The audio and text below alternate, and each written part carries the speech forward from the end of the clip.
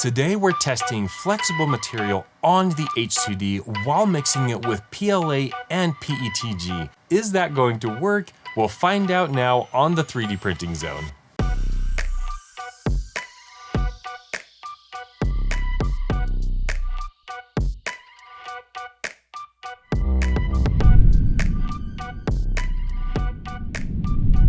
When the Bambu Lab H2D was released, everyone got excited about the time and material they would save printing with 2 nozzles. We made a whole video about some of those benefits and how you can try the H2D before you buy it. Something we didn't talk about is the ability to print multiple materials at the same time. We'll test TPU and PLA and TPU with PETG. That's a lot of acronyms. TPU is thermoplastic polyurethane, also known as rubber. This rubber-like plastic is used in products like phone cases and footwear. PLA and PETG are 2 different types of plastic, where PLA is not as durable as PETG. We'll print 5 different items: tennis balls, a soccer ball, a basketball, shoes, and a coffin? Let's start our first print, a tennis ball, on the H2D. When you use TPU on the H2D, it's best to have it feed through the back into the right nozzle, bypassing the filament buffer. That's the orange thing right here. You want to use the right nozzle because it doesn't move up and down like the left nozzle, making it ideal for TPU and other softer materials. Instead of using the included spool holder, I've placed mine in a filament dryer where it can spin freely. The left nozzle is connected to the automatic material system, or AMS, so it can print different materials like PLA or PETG. That's also what people use to print multiple colors. You might be thinking, why don't you use the AMS with TPU? TPU doesn't really work in the AMS. Bambu Lab has created TPU for AMS, but it's harder material and it won't work as well for some of these prints. TPU is rated by hardness on the Shore hardness scale. This is one depiction of it. TPU for AMS is rated at 68D, making it harder than other TPU. We'll use 3 different hardnesses ranging from 85A to 95A. I believe 95A is most used in 3D printing as it's easier to print with. I'm curious to see how this softer TPU prints on the H2D. Let's check it out. That gray material in the middle is the TPU at 85A, and the black is PLA. I chose PLA because it doesn't bond to TPU as much as TPU bonds to itself. Printing with different materials allows me to keep the support closer to the tennis ball so it has a cleaner bottom. When you print with the same material like TPU and TPU, there will be a gap so that it doesn't cling to itself too much, which is great. It's easier to remove, but having that space will cause drooping and the bridging won't be as tight. I also started this print on the H2S, which only has 1 nozzle. I'm curious to see which one looks better and is easier to remove those supports. Removing the support from the orange ball wasn't as difficult as I thought. The bottom doesn't look too bad either. Let's see how it compares to the print on the H2D.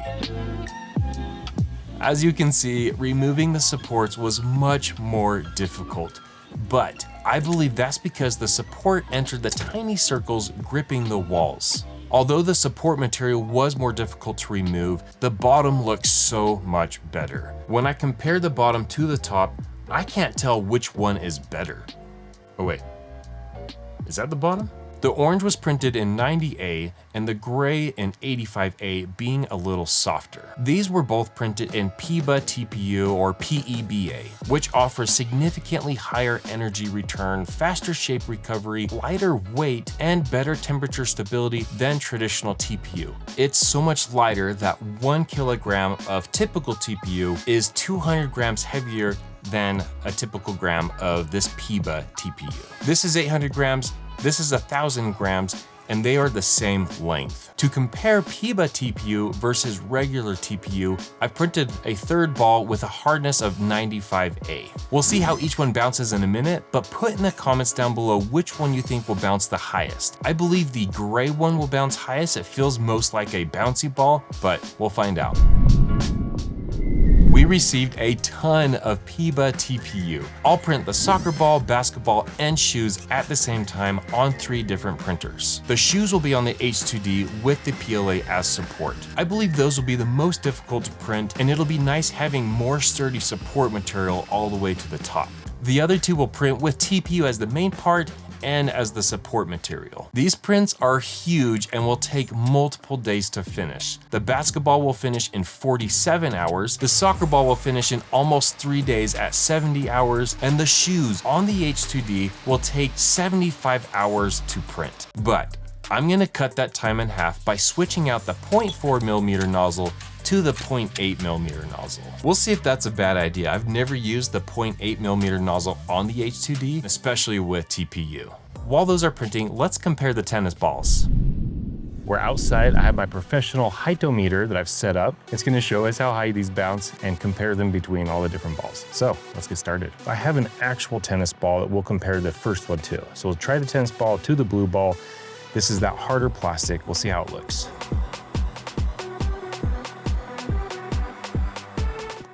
Wow, the tennis ball wins this test. Let's try the gray and the orange.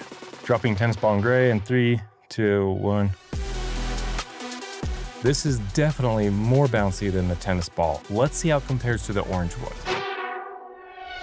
These are so close. The orange ball bounced just a tiny bit more. Remember, this is PEBA filament, not the typical TPU you might buy on Amazon, the 95A. This one's 90A and this is 85. This softer one bounced a little lower than the harder one. That's surprising, but I love the sounds of them. They just bounce. Watch this.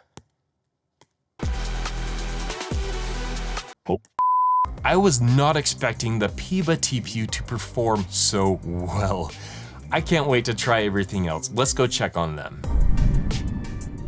They're getting close. The basketball on the X1 Carbon has 6 hours left. The shoes have 9 hours left and the soccer ball has 18. It is crazy to watch the shoes print so fast. With 0.8mm width and 0.4mm height, this thing is pumping out a ton of material. If you like watching our videos and you haven't subscribed already, we'd love for you to subscribe. We're almost at our next goal and we literally can't get there without your help. While those are printing, let's talk about something new I'd like to try, combining TPU with PETG. We print a lot of bath bomb molds for the Sweet Bath Co., an amazing bath bomb company. One issue they're running into is the molds crack over time.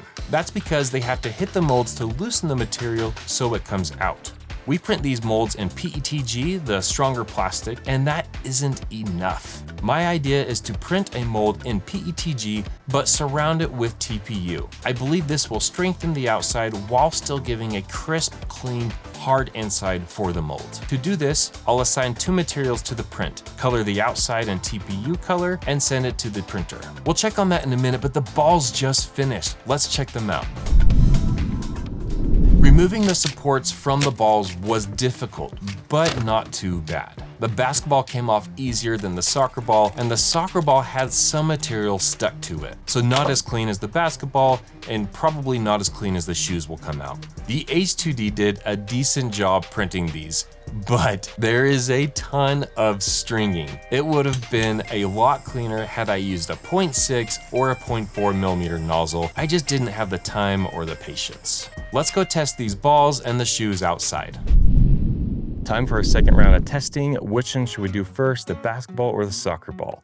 Well, we gotta test these out first. I was gonna pull the support off and see how they fit, but we're gonna try them on with the support, kind of like high heels. Oh man, here we go. Time to go to the mall. Time to remove the supports. Let's see how easy this is. Oh, look at that. Oh. Here's my highly sophisticated tool. There we go. You can see the support has those grooves, and I think those were gripping onto the TPU, making it harder to get the supports off. But once they were off, I mean, you saw the bottoms of them. They look so good. They are huge on me. For the first test, we'll do the soccer ball against a real soccer ball. Soccer ball won that one. Now let's try the basketball. We have 3 different basketballs at this house and I can't find any of them. So we're gonna try this by itself and then we'll try it with the soccer ball and see how they compare.